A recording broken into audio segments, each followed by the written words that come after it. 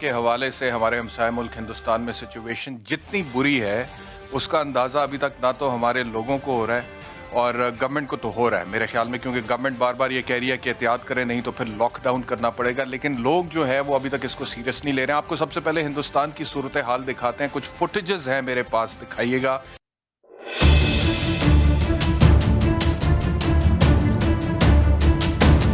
और नारे लगा रही थी कि India is shining, economy is shining, और आपको पता है कि हम लोग वैक्सीन भी एक्सपोर्ट कर रहे हैं और ऑक्सीजन भी एक्सपोर्ट कर रहे थे। और अकॉर्डिंग टू माय इंफॉर्मेशन तकरीबन कुछ अर्सा पहले हिंदुस्तान ने हजारों मेट्रिक टन ऑक्सीजन एक्सपोर्ट किया। आपने ये तो वही हिसाब हो गया पाकिस्तान वाला कि चीनी यहाँ पे खत्म हुई है, महंगाई हो रही है, प्राइस ऊपर जा रही है, गरीब मर रहा है, हमने पहले एक्सपोर्ट कर दिया, उसके बाद ज्यादा पैसों पे हमने इंपोर्ट किया। हिंदुस्तान ने इसी तरह ऑक्सीजन और वैक्सीन एक्सपोर्ट की है बाहर और बताया जी कि Hindustan is one of the great Nations in the world. और फिर जैसे उसका भट्टा बैठा है और जिस तरह से वहां पे अल्लाह माफ करे जो तबाही इस वक्त हो रही है वो नाकाबिले बयान है। In the meanwhile Indian prime minister क्या कह रहे हैं, प्रोड्यूसर साहब ये शॉर्ट चला दें पर पूरा ना चलाइएगा, आधा चलाएं, क्योंकि रेलेवेंट इररेलेवेंट आगे उसकी गुफ्तगू है और इस बंदे की जो सिचुएशन दिखाए वो क्या धोखा दे रहा है जी। ये उस देश ने कोरोना पर प्रभावी नियतें पता नहीं क्या क्या बोल रहे थे कि जी हम कामयाब हैं कोरोना के खिलाफ। और दिल्ली में आज 25 लोग मरे हैं एक हॉस्पिटल में ऑक्सीजन ना होने की वजह से। Just imagine the capital of India और 25 लोग वहां पर मरे हैं ऑक्सीजन ना होने की वजह से।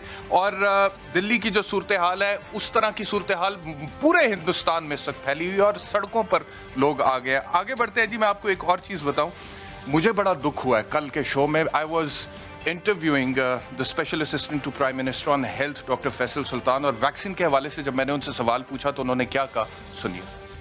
हमें कोवैक्स की जो बड़ी एक सीरियस कंसोर्शियम है उनकी रिटन कमिटमेंट थी कि 17 मिलियन डोजेज आएंगी जून से पहले पहले।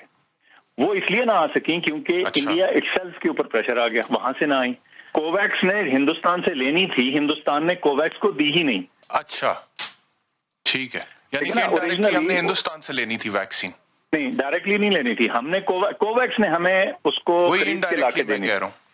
जी हाँ। Now just imagine the level of governance in our country कि जिस मुल्क में इस वक्त उसके कैपिटल में ऑक्सीजन अवेलेबल ना होने की वजह से अस्पतालों में लोग मर रहे हैं और कैपिटल में 25 लोग मरे हैं एक हॉस्पिटल में, और इस तरह की हजारों अमवात हैं। जिस मुल्क में रोजाना 3 लाख से ज्यादा कोविड केसेस जो है वो आइडेंटिफाई हो रहे हैं, हमने उससे इनडायरेक्टली वैक्सीन लेनी थी। ये कोवैक्स के थ्रू हमारे special assistant to prime minister कह रहे हैं। वैसे हमने हिंदुस्तान से ट्रेड नहीं करनी है, वैसे हमें कश्मीर बहुत अजीज है और है, कश्मीर हमारी शारग है, हमने हिंदुस्तान से ट्रेड नहीं करनी, लेकिन हमने इनडायरेक्टली उनसे वैक्सीन मंगवानी। Why can't we be independent? We have the best doctors in the world, we have the best specialists in the world. पूरी दुनिया में जाते हैं पाकिस्तानी और बाहर के मुल्कों के बेहतरीन अस्पतालों में बेहतरीन डॉक्टर्स पाकिस्तानी होते हैं, साइंटिस्ट होते हैं, रिसर्चर्स होते हैं। अपने मुल्क में हम क्यों नहीं ये कर सकते? This is the first question. इसी से डिस्कशन का आगाज करते हैं। पैनल का तारुफ करा तो आरिफ उम्मीद भट्टी साहब सीनियर एनालिस्ट हमारे साथ, बहुत शुक्रिया भट्टी साहब। काजी सईद साहब स्टूडियोज में, बहुत शुक्रिया काजी सईद साहब। और डॉक्टर जावेद हयात खान साहब कंसल्टेंट हैं PKLI में, कोरोना को बड़ा फ्रंट लाइन के ऊपर डील कर रहे हैं। डॉक्टर साहब आपका बहुत शुक्रिया हमें ज्वाइन करने के लिए। आरिफ उम्मीद भट्टी साहब, गुफ्तगू का आगाज आपसे करते हैं। सर, ये मेरे प्रोग्राम में कल डॉक्टर फैसल सुल्तान साहब का स्टेटमेंट है जो मैंने आपको सुनवाया। वो कहते हैं कि हमने इनडायरेक्टली हिंदुस्तान से लेनी थी वैक्सीन, कोवैक्स के थ्रू वो हिंदुस्तान पे अपना प्रेशर पड़ गया, इस वजह से फिर हमें भी वैक्सीन नहीं मिली। इस वजह से अब सिचुएशन पाकिस्तान में खराब है वैक्सीन के हवाले से। होपफुली ठीक हो जाएगी, लेकिन आप एहतियात करें। आपको कोई गवर्नेंस समझ आ रही है डॉक्टर फैसल सुल्तान की या हेल्थ मिनिस्ट्री की, वफाकी सतह पे या सूबाई सतह पे भी फॉर दैट मैटर? बिस्मिल्लाहिर्रहमानिर्रहीम। एहतशाम, एक तो मुझे आपके प्रोग्राम से मैंने फ़ायदा उठाया कि गवर्नमेंट है इधर, मैं तो गवर्नमेंट ही तलाश कर रहा हूँ। बड़ी बदकिस्मती है, मुझे तो हुकूमत नाम की कोई चीज़ कहीं नज़र ही नहीं आती।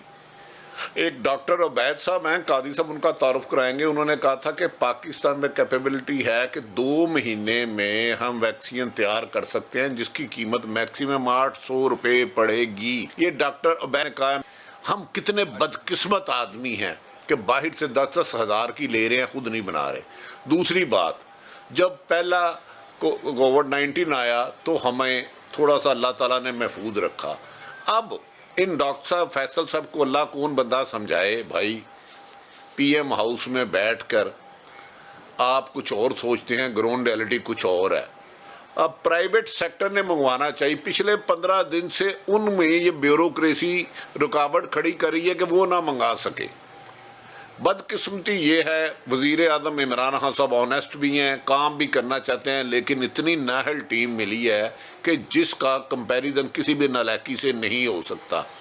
इन्होंने इंडिया से लेनी थी घुमा के या किसी से भी लेनी थी, तो हमें तो ये गर्ज है कि पाकिस्तान वाहिद मुल्क है जो चंदे पे दुनिया से ले रहा है ये वैक्सीन। इन्होंने अपनी हुकूमत ने एक पैनी की नहीं खरीदी।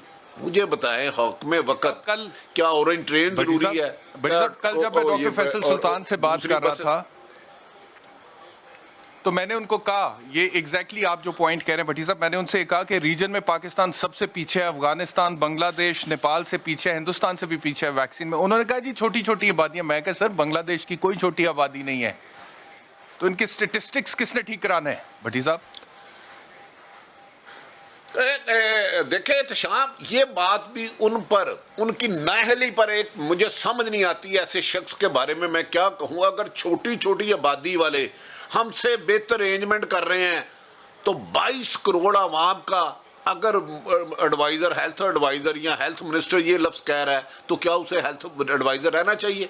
Can you imagine? एक इंसान, एक नाहक इंसान का कत्ल पूरी इंसानियत का कत्ल है। इनकी गैर जिम्मेदाराना गुफ्तगू देखें। अगर छोटे ममालिक को फिक्र है तो बड़े ममालिक को तो उससे बहुत ज़्यादा हमें वैक्सीन चाहिए थी, उसकी बहुत बड़ी तादाद पाकिस्तान में आनी चाहिए थी, जबकि थर्ड कोविड की ये वेव्स पे हमें अंदाजा था ये बहुत खतरनाक है।